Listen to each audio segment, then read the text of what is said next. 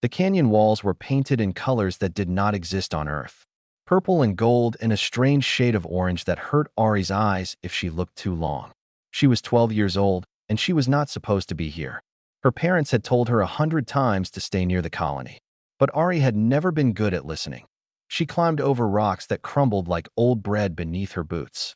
The air was dry, so dry that her lips cracked within minutes of leaving the humidity-controlled dome. This planet, Seraph 4, had not seen real rain in over 300 years. That was why her parents were here. They were water engineers. They made dry worlds wet again. Ari found the cave by accident. She was looking for interesting rocks to add to her collection when the ground gave way beneath her feet. She slid down a slope of loose sand and tumbled into darkness. When she opened her eyes, she saw scales that at first she thought it was a wall. A strange wall covered in something that looked like dried leather stretched over stone. Then the wall moved.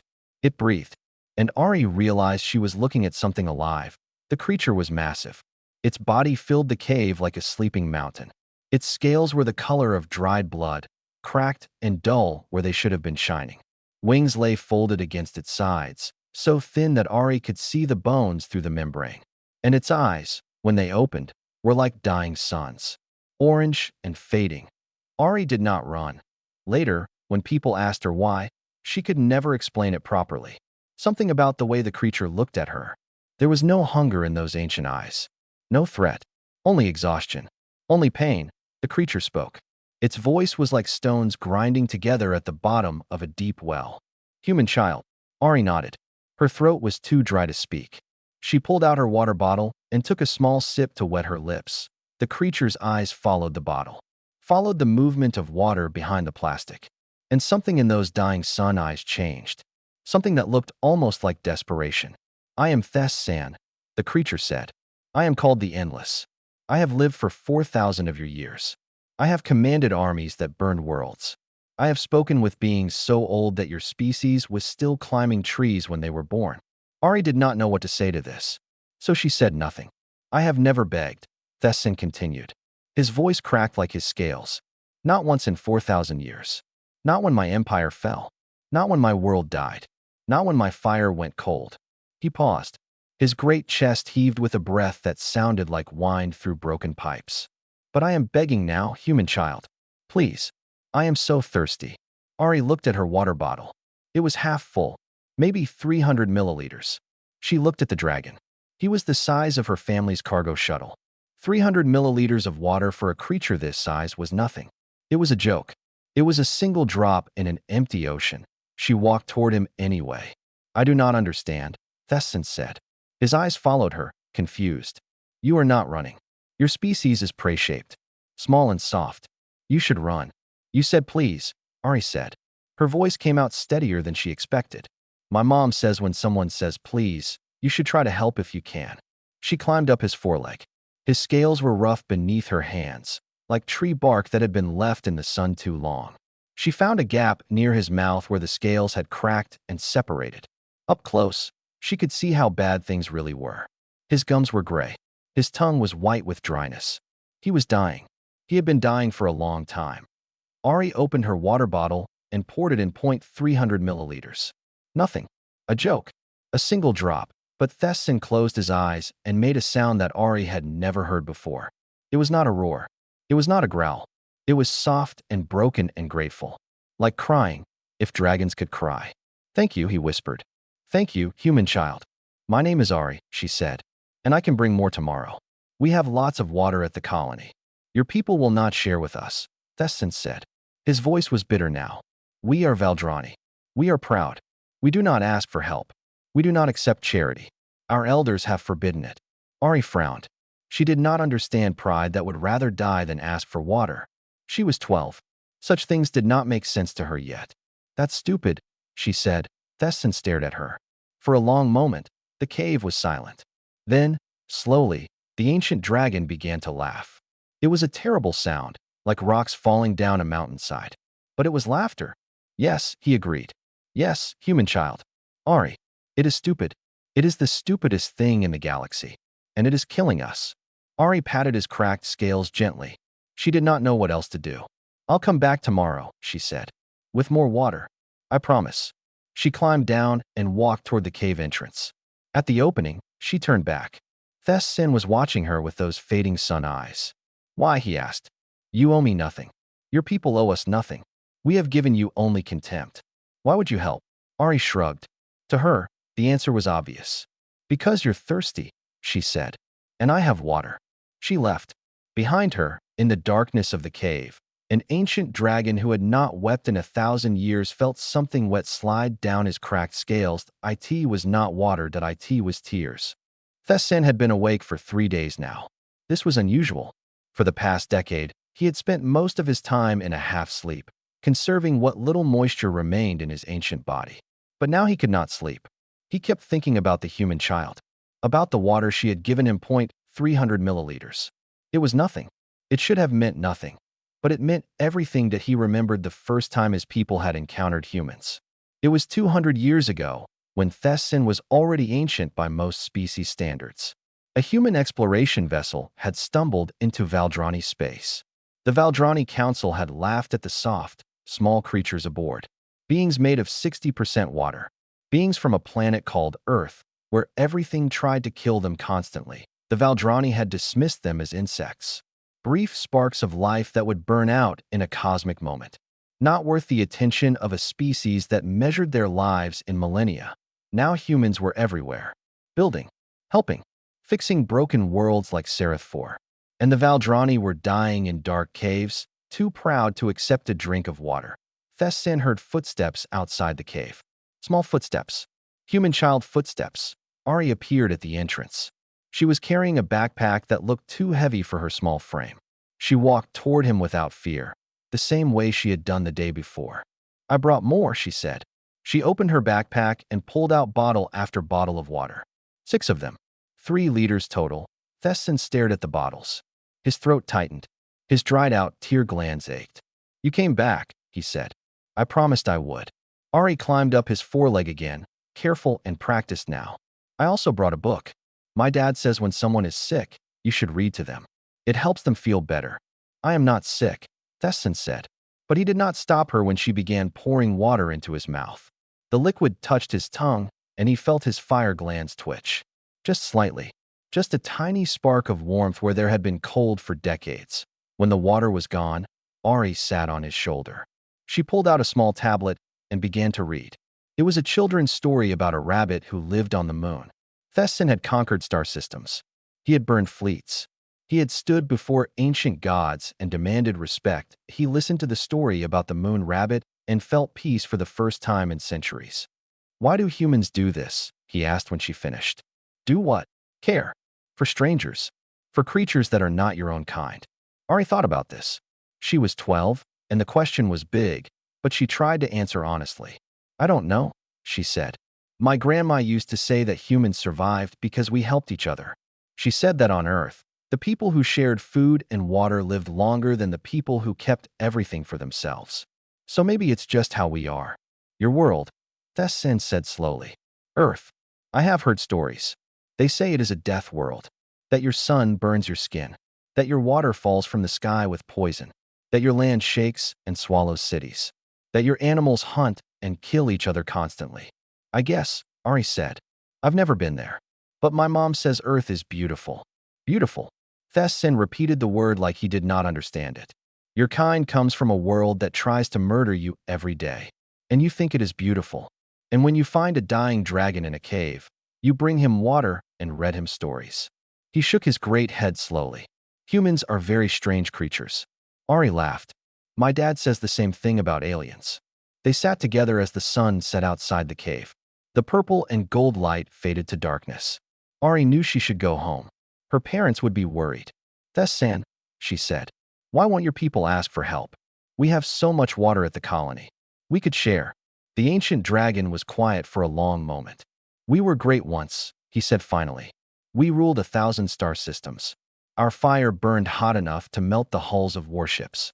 Other species feared us, respected us, served us. And then the great drought came. Our world died. Our empire crumbled. Our fire went cold. He paused. His fading sun eyes stared at nothing. When you have been great, it is hard to admit that you need help. It feels like admitting that you were never great at all. Our elders would rather die proud than live humble. But that's so sad, Ari said. Yes, Thessin agreed. It is. I have watched my people die slowly for 300 years, and I have said nothing because I was proud too. Until yesterday. Until you found me. What changed? Thessin looked at her. This tiny human child who had shown more courage and kindness than dragons 10 times her age. I was too thirsty to be proud anymore, he said. And when I asked for help, you gave it. You did not mock me. You did not demand payment. You just gave. Ari patted his scales. I'll come back tomorrow too. And the day after. And the day after that. She climbed down and headed for the cave entrance. At the edge, she stopped. Thessin, your people are wrong. Asking for help isn't weak. My mom says the bravest thing anyone can do is admit when they need someone else. She left. Thessin watched her go, this small creature from a death world, and wondered how humans had survived long enough to reach the stars. Then he realized. This was how. This exact thing. This refusing to let others suffer alone. Maybe, Thessin thought, that was the most powerful weapon in the universe. Not fire. Not claws. Not pride. Just a plastic bottle full of water and the willingness to share it. 2 weeks passed. Every day, Ari made the journey to the cave. Every day, she brought water, food from the colony cafeteria, and stories to read. Thessin began to look forward to her visits in a way he had not looked forward to anything in centuries. His scales were changing. They were still cracked, still dull, but there was color returning to them. Faint hints of crimson where before there had been only gray. His fire glands felt warm sometimes now. Not enough to produce flame, but warm. Alive. Tell me about the old times, Ari said one afternoon. She was sitting in her usual spot on his shoulder, eating a sandwich while he rested. The old times, Thessin repeated. What would you like to know? Everything. What was it like when your people were great? Thessin closed his eyes. The memories were dusty, but they were still there. We were magnificent, he said. Our empire stretched across 1,000 star systems. Our cities floated in the clouds, powered by the heat of our bodies. When we flew in formation, we blotted out the suns. Other species looked at us and saw gods. Did you fight wars? Many wars. Our breath was fire hot enough to melt starship armor. Our scales could withstand weapons that would vaporize lesser creatures. We were warriors without equal. Ari chewed her sandwich thoughtfully. That sounds lonely. Thessin opened his eyes, surprised. Lonely? We were surrounded by servants, subjects, allies. But did you have friends? The question hit Thessin harder than he expected. He thought about it. Really thought about it. In 4,000 years, had he ever had a friend? He had had soldiers who followed him, subjects who feared him, mates who respected him. But friends? No, he admitted. I do not think I did. That's really sad, Ari said. Friends are the best thing. My friend Nina at school, she always shares her dessert with me even when she doesn't have to. And my friend Pedro, he taught me how to catch bugs without hurting them. Having friends is better than being great. Thessin said nothing. He was 4,000 years old. He had never considered that a 12-year-old human might understand something he did not. Tell me about the water, Ari said. Why does it have to be given freely? Why can't you just take it? Thessin sighed. This was the secret shame of his people. The truth they never shared with outsiders. Our bodies are different from yours, he said. We do not simply need water to survive. We need bonded water. Water that carries the intent of the giver. Water shared in compassion, in friendship, in love. Long ago, we had bonds with other species. They would give us water freely, and we would protect them, help them, share our fire with them. It was balance. What happened? Pride happened. As our empire grew, we began to see ourselves as superior. Why should we need others? We were Valdrani. We were eternal. We broke our bonds. We chose isolation. And then the great drought came, and there was no one left who cared enough to share water with us. Ari was quiet for a moment. Then she said, So when I give you water, it works because I actually want to help you? Yes. Your water carries your intent, your kindness. That is why 300 milliliters from you is worth more than 1,000 liters taken by force. That is why my scales are healing even though I have consumed so little. That's actually really beautiful, Ari said. It is also our doom, Thessin replied bitterly. We pushed everyone away, and now there is no one left to give freely. But I'm here, Ari said, and there are lots of humans at the colony. We could all give water if you just asked. Thessin shook his head. The elders will never ask. They would rather watch our entire species die than admit we need the help of mayflies. Mayflies? That is what they call your kind. Creatures that live for only a moment. Not worth our attention. Ari frowned. That's rude. Humans live for like 80 years. That's way longer than mayflies. Despite everything, Thessin laughed. It was the grinding rock sound again, but warmer now. Healthier. To beings who live for 10,000 years, 80 years is nothing. But I am beginning to think that time is not what matters. You have been alive for only 12 years, and you have taught me more about living than 4 millennia of pride ever did. The next day, something changed. Ari arrived at the cave to find her father waiting at the entrance. David Holloway was a tall man with kind eyes and hands that were always dirty from working on water machines. He looked at his daughter, then at the cave, then at his daughter again. Ari, he said slowly, is there something you want to tell me? Ari's heart dropped. She had been so careful. She had hidden the water bottles, the food, the extra trips. Dad, I can explain. I found your water logs, he said. You've been taking 6 bottles a day for 2 weeks. That's a lot of water, sweetheart. Where is it going? Ari looked at the cave entrance. There was no point lying now. I'll show you, she said. She led her father into the darkness. When David Holloway saw Thessin the Endless, ancient dragon and former warrior king, he stopped walking. His face went pale. Thessin looked at the human man. You are the girl's father. I am, David said. His voice was steady, but his hands were shaking. I mean her no harm. I mean your colony no harm. I am simply dying of thirst. Your daughter has been keeping me alive. David looked at Ari, then at the dragon, then at Ari again. How much water do you need? He asked. Thessin blinked. Of all the things he expected the human to say, that was not one of them. You would help me? Even knowing what I am. David Holloway smiled. It was the same smile Ari had. You're thirsty, he said. We have water. Seems pretty simple to me.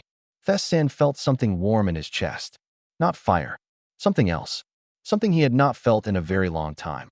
Hope. The colony council met that evening. 12 humans sat around a metal table in a room that smelled like recycled air and coffee. David Holloway stood before them, explaining what his daughter had found. A Valdrani dragon, said Councilwoman Reyes. She was an older woman with gray hair and sharp eyes. One of the creatures that has treated our colony like an insect infestation for the past 5 years. And you want us to give him our water? I want us to offer water to all of them, David said. The dragon told my daughter that his people are dying. They need bonded water. Water given freely. We could save an entire species. They hate us, said Councilman Walsh. Their elders have made it clear they want nothing to do with humans. They call us mayflies. They're dying of pride, David replied. That doesn't mean we should let them die. The council argued for 2 hours. Some said the water supplies were limited, that they could not afford to share. Others said the Valdrani had earned their fate through arrogance.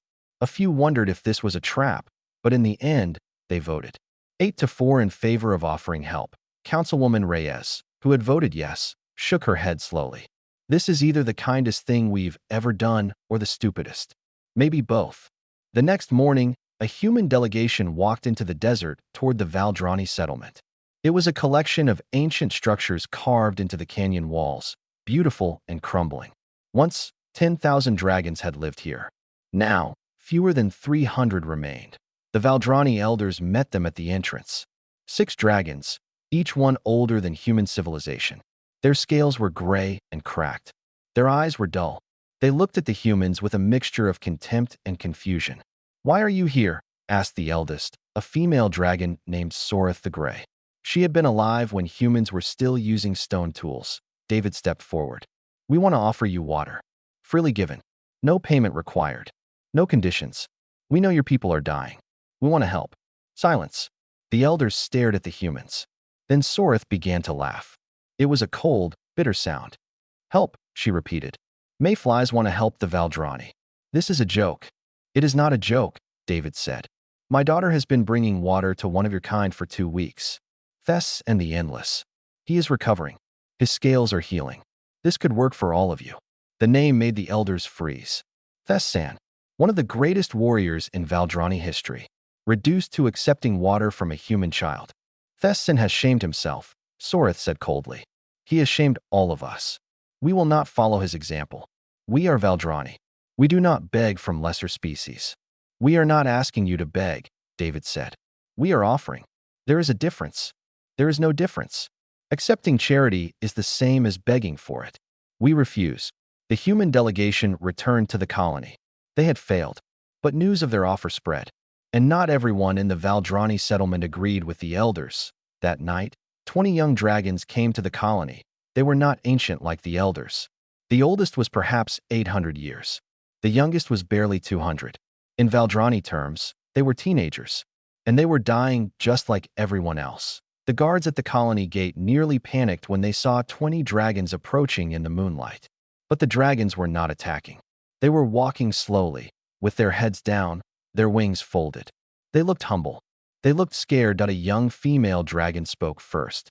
Her scales were pale blue, cracked and fading. We heard what you offered our elders. We heard they refused. But we are not our elders. We do not want to die for pride. Councilwoman Reyes came to the gate herself. She looked up at the young dragons, creatures that could kill her with a single breath. You want water? She asked. Please, said the blue dragon. Her voice cracked on the word. Please. We are so thirsty. Humans, as a species, have many flaws. They are stubborn, violent, short-sighted. They fight wars over small differences. They destroy their own planet. But when someone says please, when someone asks for help, something strange happens in the human heart.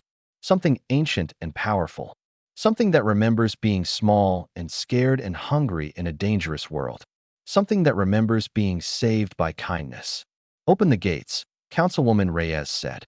Someone get the water tanks. The young dragons entered the colony. Humans brought water. Buckets of it. Tanks of it. They poured it into troughs, handed out bottles, offered cups. The dragons drank. And as they drank, something remarkable happened. The pale blue female's scales began to brighten. A hint of color returned. A glow of life. It is working, she whispered. She looked at her own body in amazement. The bonded water. It is working. Ari was there, watching from behind her father. She saw the young dragons drinking, saw their scales changing, saw the wonder in their eyes. She thought about Vestan, alone in his cave, healing one bottle at a time. She tugged on her father's sleeve. Dad, can we bring Vestan here? So he can be with the others? David looked down at his daughter. This 12-year-old girl who had started something that might save an entire species. I think that's a great idea, he said. In the distance, from the Valdrani settlement in the canyon, the elders watched. They saw their young accepting human water. They saw the bonded magic working. They saw the beginning of something they could not stop. Sorith the Grey felt a crack in her ancient heart. Not of anger. Of something worse. Doubt. What if, she wondered for the first time in millennia, what if we have been wrong? Vestan felt the change before he understood it.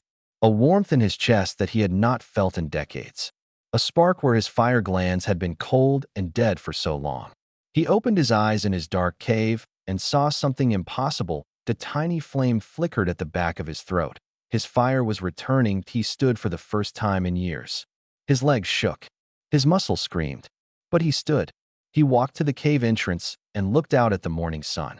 The light hurt his eyes. It was beautiful. Ari found him there an hour later. She was not alone. Her father was with her, and Councilwoman Reyes, and a dozen other humans. Vestan, Ari called out. We came to get you. The young dragons are at the colony now. They're drinking water. They're getting better. You should come too. Vestan looked at the group of tiny humans. They had brought a transport vehicle. They were prepared to carry an ancient dragon back to their home. They were offering him a place among them. Why, he asked. It was the same question he had asked Ari on that first day. The answer still did not make sense to him. Councilwoman Reyes stepped forward. Because we can help. That's what humans do. It doesn't always make sense. It's just who we are. The journey to the colony was slow. Vestan was weak, and even with the vehicle, he had to rest many times. But when they finally arrived, what he saw made him stop breathing. Young dragons were everywhere, drinking from water troughs, lying in the sun as their scales brightened, playing in the pools that the humans had set up. Playing. He had not seen young dragons play in centuries, and among them were humans. Children mostly, running around the dragons, laughing, climbing on their tails. The dragons did not mind. They seemed to enjoy the attention. This is impossible, Vestan whispered. That's what the elders said too, said the pale blue female dragon. She approached Thess and with respect. I am Kira. You are Thess and the Endless. We have heard stories about you. Stories of war, Thesson said. Of burning and destruction. Stories of strength, Kira corrected. We need that strength now. The elders are furious. They say we have betrayed our heritage. They are planning to forbid anyone else from accepting human water. Thesson felt his new fire flicker in his chest. For the first time in a very long time, he felt something other than tired acceptance. He felt anger. They would rather we all die than admit they were wrong, he said. Yes, but there are more of us than them now. 60 young dragons have come to the colony. More are coming every day. The elders cannot stop us all. Thesson looked at the young dragons around him. They were weak, still. Their scales were not fully healed. Their fires were just sparks. But they were alive. They were healing. They were building something new. And among them, Ari was walking with a dragon barely older than herself, showing him how to use her tablet. The human child, Kira said, following his gaze. She started all of this. One little girl with a water bottle. She did not see a monster when she looked at me. Thesson said. She saw someone who needed help. That is what humans do, apparently. It is strange. Their lives are so short. They have no fire, no scales, no strength. By every measure, they should be nothing. And yet they are everywhere, helping everyone, refusing to let others suffer alone. Thesson nodded slowly. He was beginning to understand something that had confused him for 200 years. The reason humans had spread across the galaxy. The reason other species welcomed them. It was not their technology. It was not their numbers. It was this strange, stubborn refusal to ignore suffering. This instinct to share water with dying dragons. A messenger dragon arrived that afternoon. An elder, sent by Soreth herself. He landed in the colony square and looked around with disgust. Thessan the Endless, he announced loudly. Soreth the Grey demands your presence. You will answer for your betrayal of Valdrani honor. The colony went quiet. Humans and dragons alike watched the confrontation. Thessan stood slowly. His legs were steadier now. His scales had color again. And in his chest, his fire burned stronger than it had in decades. Tell Soreth, he said, that I will come. But not to answer for anything. I am done answering to elders who would rather die than admit that a 12-year-old human girl understood something they never did. And what is that? The messenger asked coldly. Thesson looked at Ari. She was watching him with worried eyes. That strength is not about pride, he said. It is about knowing when to ask for help and accepting it when it is offered. The messenger flew away. Thessan turned to Kira and the other young dragons. Tomorrow, he said, we go to the Elder Council. All of us. And we show them what bonded water can do. We show them that the humans have given us something more valuable than pride. What is that? Kira asked. Thessan smiled. His teeth gleamed. A small flame flickered between them. A future, he said. The Elder Council chamber was carved into the heart of a mountain. Ancient symbols covered the walls, telling stories of conquest and glory. Once, this room had held 100 elders. Now only 6 remained, gathered on stone thrones that were too big for their shrunken bodies. Thessan entered first. Behind him came 60 young dragons, their scales bright with renewed color. Behind them came humans. Councilwoman Reyes, David Holloway, and Ari, walking between 2 worlds, exactly where she belonged. Soreth the Grey rose from her throne. Her eyes burned with cold fire. You dare bring mayflies into this sacred place? I dare, Thessan said. Look at us, Soreth. Look at the young. Look at their scales, their strength. Their fire is returning. The bonded water works. The humans can save us. At what cost? Soreth demanded. We would owe our survival to insects. To creatures that will be dead before our children are fully grown. This is not salvation. It is humiliation. Thessan walked forward until he stood directly before her throne. He was 4,000 years old.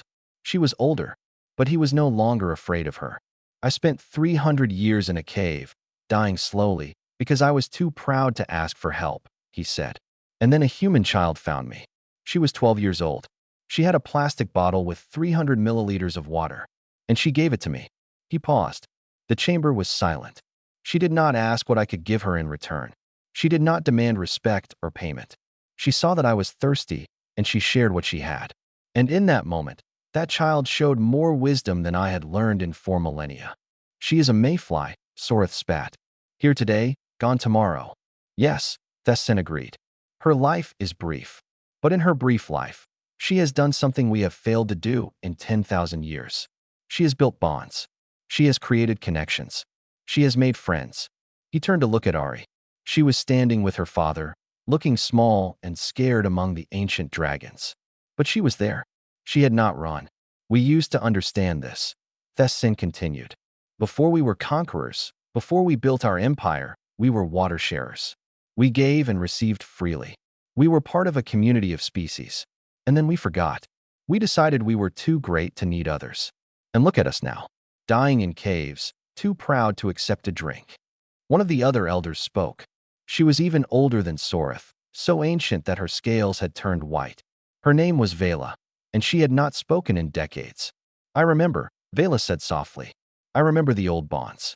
I remember when giving water was an honor, not a shame. I remember being happy. Soreth turned to her in shock. Vela, you cannot be serious. I am tired of dying, Soreth. I am tired of watching our children die. If accepting water from humans means survival, then I accept. Vela rose from her throne and walked slowly down the steps. She stopped before Ari. You are the one, she said. The water bearer. The girl who saved Thessan. Ari nodded, too nervous to speak. Vela lowered her great head until her eyes were level with Ari's. Thank you, she said. Thank you for reminding us what we forgot. One by one, the other elders rose. Not all of them. Soreth remained on her throne, furious and silent. 2 others stayed with her. But 3 elders walked down to stand with the young dragons, with the humans, with the new future. The IT was enough. Over the next year, everything changed. Humans and Valdrani worked together to bring water to the dying world. Terraforming machines hummed day and night. Rivers that had been dry for centuries began to flow again. Rain fell for the first time in 300 years, and the dragons recovered.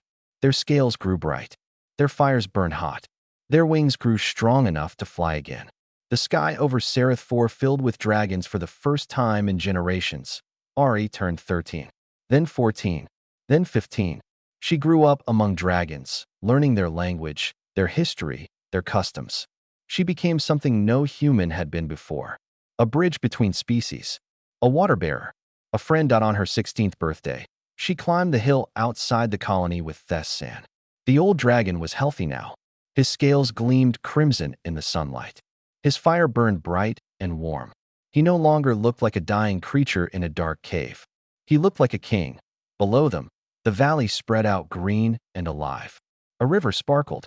Young dragons splashed in the water alongside human children. The sound of laughter, both human and dragon, drifted up to them. You saved us, Thessin said. Ari shook her head. I just gave you some water. You saved yourselves. No, you gave us more than water. You gave us hope. You showed us that we did not have to die alone in the dark, that there were others in the galaxy who would help us if we only asked. He looked at her with eyes that were no longer dying suns. They were bright now, alive. The galaxy fears humans, he said. They call you deathworlders. They say you come from a planet that tries to kill you every day. They see your violence, your wars, your chaos. But they miss the truth. What truth? That you survive because you refuse to let others suffer alone. That your greatest weapon is not your stubborn bodies or your clever minds. It is your hearts. Your willingness to share water with dying strangers. Ari smiled. She pulled out a water bottle from her backpack. An old habit. Thirsty. Thessin laughed. That grinding rock sound, but warm now. Happy. Always, he said. She gave him the water. He drank. And somewhere in the galaxy, other species watched the impossible alliance between humans and Valdrani and wondered if perhaps they had misunderstood everything. Perhaps the deathworlders were not destroyers after all. Perhaps they were something far more dangerous. They were friends. And they would share their water with anyone who asked.